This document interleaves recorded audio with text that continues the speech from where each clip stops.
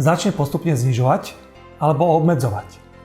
Takže namiesto dosiahnutia vyššej produktivity a výkonnosti musíme v práci ostať ešte dlhšie, často robíme chyby, čo ešte zvyšuje náš stres a spätne to zhoršuje naše výkony.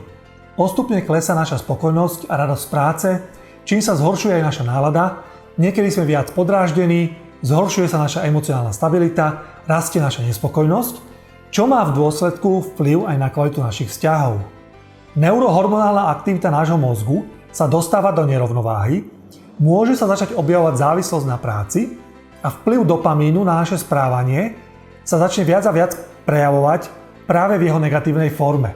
A dysregulovaný dopamín má potenciál byť veľmi zlým pánom v našich životoch. Preto je veľmi dôležité vnímať náš vnútorný stav a hľadať riešenia, ktoré vo finále zlepšujú kvalitu nášho života.